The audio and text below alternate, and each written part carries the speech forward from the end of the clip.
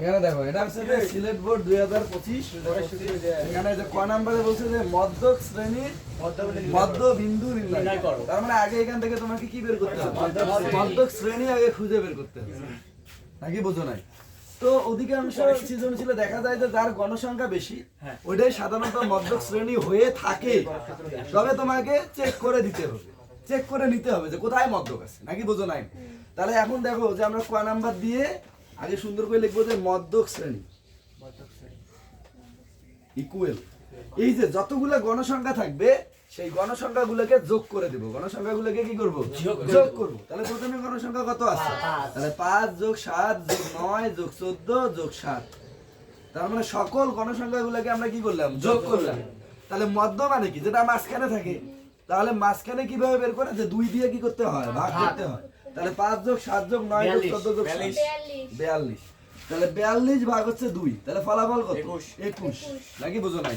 তার মানে 21 যেখানে আছে সেইটাই হবে মধ্যক শ্রেণী।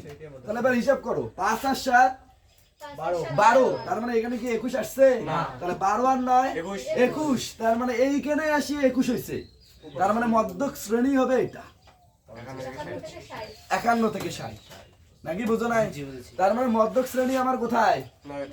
এই যে 9 এর ঘরে। তার মানে আমরা লিখবো যে সুতরাং মধ্যকের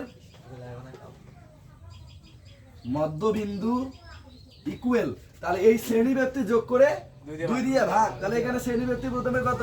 51, তারপরে কত? তাহলে 51 যোগ 60 ভাগ হচ্ছে 2, 55.5 এই বাঁশের পাতা গেল বুড়ি। এটা হচ্ছে দেখো, না বুঝে থাকলে প্রশ্ন করো। তাহলে এবার খ নাম্বারে দেখো, এটা নিয়ে তো কোনো প্রশ্ন নাই, তাই না? তাহলে এবার খ নাম্বার বলছে যে সংক্ষিপ্ত পদ্ধতিতে উপাত্তের গড় নির্ণয় করো। তাহলে সংক্ষিপ্ত পদ্ধতিতে গড়, তাহলে এর আগে তোমাদেরকে একটা ক্লাসে বলা হয়েছিল যে পরিসংখ্যান অধ্যায়ের মধ্যে অঙ্ক আছে টোটাল কয়টা? 4টা। সংক্ষিপ্ত পদ্ধতিতে গড়, গাণিতিক গড়, মধ্যক, খুচরো। সংক্ষিপ্ত পদ্ধতিতে গড় বললে ঘর সংখ্যা কয়টা? 5টা। গাণিতিক গড়, মধ্যক, খুচরো 2টা। তাহলে মধ্য এই সংক্ষিপ্ত গড়ের জন্য 5টা ঘর। তাহলে আগে আমরা পাইতাল ঘর গুনে নেই যে 1 2 3 4 5 6। তাহলে আগে আমরা 6টা ঘর দিই। 1 2 3 4 5 এই 6। আর এইদিকে লম্বা ঘর হবে কতটা? 5টা। তাহলে 1 2 3 4 5। এখন প্রথম ঘরের নাম কি বলো? শ্রেণী ব্যক্তি। মধ্যমান গণসংখ্যা ধাপ বিচ্যুতি। আর দ্বিতীয় ঘরের নাম কি হবে? মধ্যমান। তৃতীয় নম্বর ঘরের নাম কি হবে? গণসংখ্যা। চতুর্থ নম্বর ঘর ধাপ বিচ্যুতি। আর পঞ্চম ঘরের নাম হবে 3 ও 4 এর গুণফল। তার মানে গণসংখ্যা গুণন ধাপ বিচ্যুতি। তুমি কিন্তু গণসংখ্যাকে বলতে পারো এ পাই আর ধাপ বিচ্যুতিকে বলতে পারো ইউআই। তাহলে এই ঘরের নাম হবে এ পাই গুণন ইউআই, নাকি বুঝো নাই? এভাবেও তুমি বলতে পারো। ওই এ পাই মানে গণসংখ্যা আর ইউআই মানে ধাপ বিচ্যুতি। গণসংখ্যার ইংলিশ ফ্রিকোয়েন্সি, এইজন্য এটাকে দ্বারা প্রকাশ করা হয়। তাহলে আমরা শ্রেণী ব্যক্তিগুলো সুন্দর করে লিখি। তাহলে প্রথমে কত আছে? 31 থেকে 40, 41 থেকে 50, 51 থেকে 60, 61 থেকে 70, 71 থেকে 80। এরপরে মধ্যমান। তাহলে মধ্যমান কিভাবে বের করে? যে শ্রেণী ব্যক্তি যোগ করে 2 দিয়ে ভাগ। তাহলে 31 আর 40 যোগ করো, তাহলে 71। আর 71 2 দিয়ে ভাগ করলে তাহলে হবে 30.5। তাহলে 31 থেকে 40 কত ব্যবধান বলো তো? 31 থেকে 10। তার মানে তাহলে পরেরটা হবে 40.5। 41 আর 50 যোগ করলে 91। তাহলে 91 2 দিয়ে ভাগ দাও, দেখি কত হয়।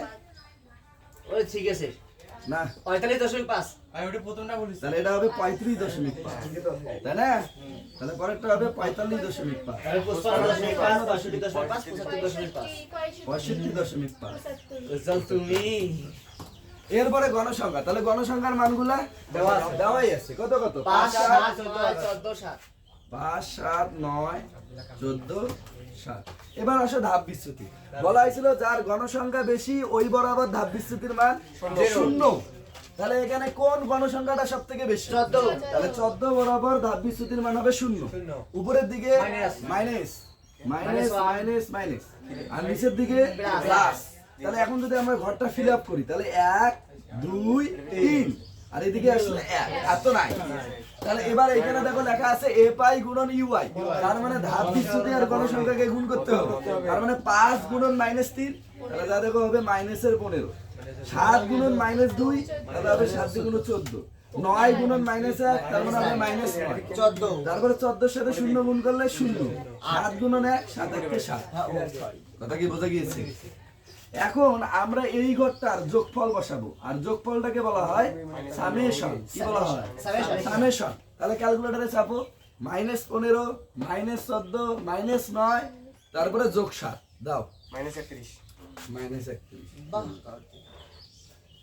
ওকে, তাহলে দেখো এই ছকের মধ্যে কারো কি কোনো প্রশ্ন আছে? তাহলে সংক্ষিপ্ত পদ্ধতিতে ঘর বললে ঘর সংখ্যা কতটা হয়? 5টা। প্রথম ঘরের নাম তারপরে মধ্যমান, তারপরে গণসংখ্যা, তারপরে ধাপ বিচ্যুতি, তারপরে গণসংখ্যা গুণন ধাপ বিচ্যুতি। এখন দেখো যে এই দুইটা ঘরের মধ্যে এই যে শ্রেণী ব্যক্তি আর গণসংখ্যা এই দুটো কি ফিক্সড কমন, এবং এই দুটার মান কি থাকে? দেওয়াই থাকে। এইজন্য আমরা শ্রেণী ব্যক্তির মানগুলো লিখছি, গণসংখ্যার মানগুলো লিখছি। তার মানে এই দুটো ঘরে তো আর বোঝার মতো কিছু নাই। এবার বোঝার মতো বাকি আছে কি? মধ্যমান। তাহলে মধ্যমান কিভাবে বের করতে হয়? যে শ্রেণী ব্যক্তি যোগ করে 2 দিয়ে ভাগ। তাহলে এই যে 31 আর 40 যোগ করলে হয় 71, আর 71 2 দিয়ে ভাগ করলে 35.5।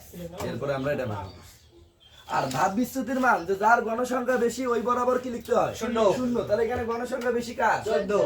তাহলে এই বরাবর 0, উপরের দিকে মাইনাস, নিচের দিকে প্লাস। গণসংখ্যা তো 9 এর ছিল গণসংখ্যা তো 9 বের করি নাই, ওটা ছিল মধ্যবিন্দু। ওই ঘর আমার নাই না ভাই, মানে যে ভাই জেডে গণসংখ্যা বেশি থাকে ওই জায়গাতে ওই সোজা আবার শূন্য হ্যাঁ ওই বরাবর আর 0। আমার শূন্য হয় মানে ধাপ বিচ্যুতির মানের ক্ষেত্রে এটা ধাপ বিচ্যুতির মানের ক্ষেত্রে।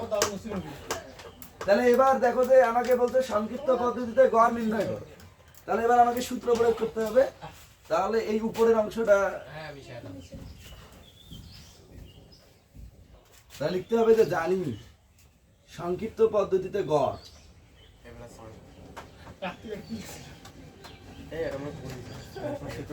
a plus summation a by UI divided n গুণন আছে সাইড নোট দিয়ে এখানে, সাইড নোটটা কিন্তু এখানে দিতে হবে।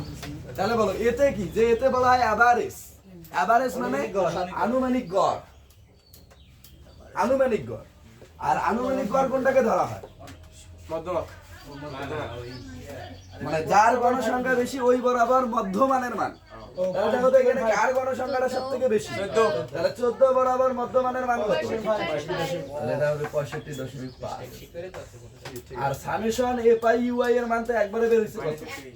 31। আর n মোট গণসংখ্যা, তাহলে গণসংখ্যাগুলোকে যোগ করো কত? 42। আর এইচ এটা হচ্ছে শ্রেণী ব্যবধান। তাহলে দেখো 10 যে এই ছকটার মধ্যে এখানে একটু তাকাও যে এখানে কি কোনো ঘর ডাবল আছে? তার মানে 31 সহ হিসাব করতে হবে। তাহলে 31 থেকে 40 কত হয়? 10। তাহলে এবার আমরা যেখানে a লিখবো সেখানে কি বসাবো? 65.5 তাহলে হবে 65.5 যোগ -31 ভাগ n এর মান কত? 42 গুণন h এর মান কত? 10। তাহলে 65.5। এরপরে এবার কি করবো? যে ক্যালকুলেটরে যা চাপো এই যে প্লাস আগে দাও, প্লাস তারপরে লেখো -31 ভাগ 42 দিয়ে ইকুয়াল চাপো। তারপরে গুণন 10 কত আসছে? করতে পার তাহলে -31 ভাগ 42 -0.7 আসছে -0.73। তার সাথে গুণ দেবো কত? 10। তাহলে 10 গুণ দিলে হবে -7.38 -7.38। তাহলে এই যে 65.5 থেকে এই যে 7.38 কে বাদ দিয়ে দাও। দাও বাদ দাও 58.12 হ্যাঁ 58.12 58.12 এটা হচ্ছে উত্তর। তাহলে ক্যালকুলেটর চাপাতে অসুবিধা আছে তোমাদের।